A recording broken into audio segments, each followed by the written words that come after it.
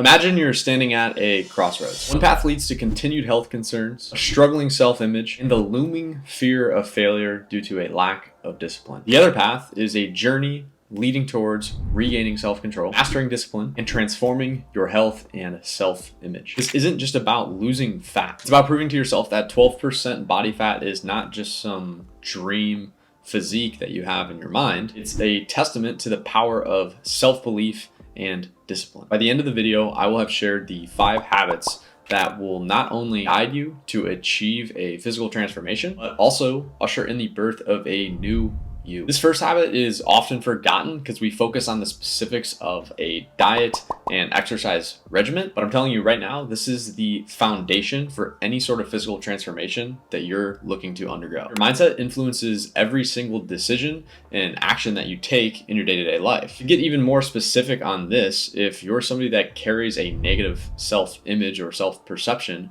you're going to be self-sabotaging from the very start of this journey. You need to shift your perspective from this fixed negative mindset and negative self-identity to one focused on growth and achievement long-term. You have to understand that effort and persistence are what lead to improvement long-term. And I've said long-term 3 or 4 times now because anybody watching this video hoping that they're going to magically turn into somebody that has 12% body fat, you have a rude awakening coming on the other end of this. It's going to take years, maybe even decades to get there and sustain it forever. So habit number 1 is actually adopting a long-term growth mindset. After adopting a long-term growth mindset, the next habit to adopt is one that a lot of people only think about just one time per year, which is unfortunate because it's actually your North Star for achieving any sort of transformation. It's what guides you along this journey. Without it, efforts can be aimless and a lot less effective. It's the difference between wandering around a forest with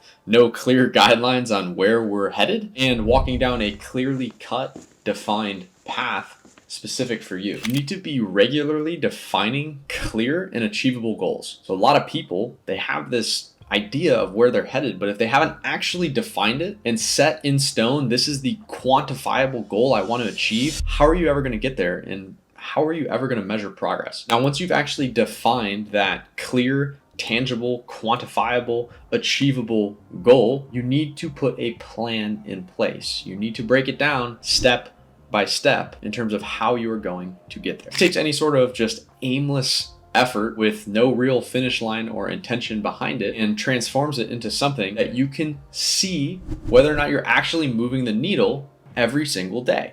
You'll be able to look at the boxes that need to be checked along the way, getting to where you're trying to go, and tell yourself and answer the question of, am I actually moving in the right direction? Hey, real quick, if you are a Christian entrepreneur and you are looking to lose anywhere from 10 to 30 pounds or more, my team and I will work with you one-on-one using our default actions framework to help you actually get that weight off and make sure you keep it off for the rest of your life. We have done this with over 502 guys since 2019. So if you are even remotely interested in what this looks like, just use the link in the description or go directly to defaultkings.com and book a free fat loss assessment where you will either speak with me or somebody from my team about how we could possibly help you.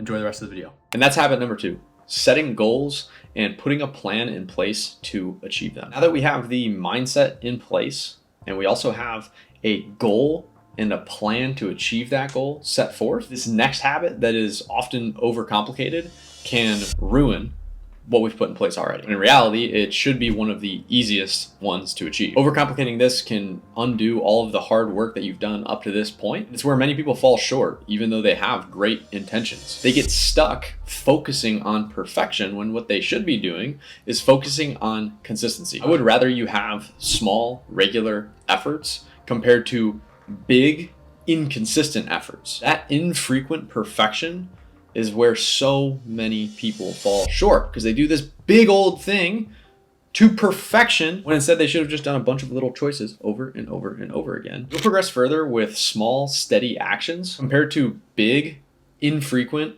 acts of perfection. And that's habit number 3. Consistency over perfection. All of the previous habits will help you achieve your goals faster and make sure you've laid the groundwork to actually get to 12% body fat. But it's time we get a little bit more tactical with how to actually do this, because neglecting this habit can stall or even reverse progress. And it's essential for turning any sort of ambition that you have of getting to 12% body fat into one of achievement. You have to pay attention to your diet and your daily activity. These need to be set up in a way that you make sure every single day you are in a calorie deficit on your way to 12% body fat. Yes, we can have little hiccups along the way, just like we talked about in the last habit. Consistency over perfection. At the end of the day, the only way to lose fat is to make sure we are in a calorie deficit. So you need to make conscious choices about how much food you're eating, and you need to be prioritizing movement. The more movement you have, the bigger of a gap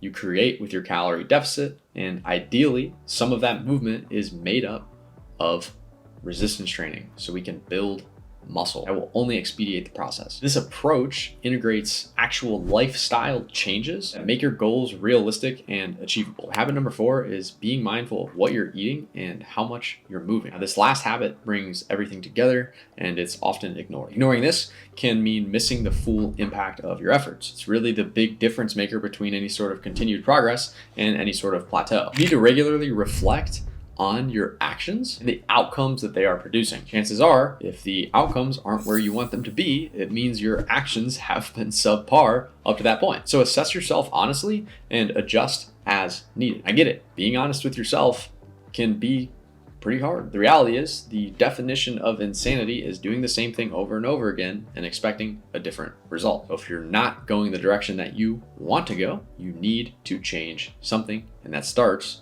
with being honest about what you have done up to this point. This ensures continuous improvement and keeps you aligned with your goals. And that's habit number 5. Make sure you reflect and self-assess often. With these 5 habits, you can achieve the fat loss that you have been looking for. And as I mentioned earlier, we discussed this idea of being mindful about what you're eating, which often raises the question of whether or not you should have cheat days, or are they just a trap that leads to you falling back into old behaviors that kept you over fat. So check out this video where I go into detail about the cheat day debate, how you can use them to your advantage, and how they can potentially sabotage you if done incorrectly.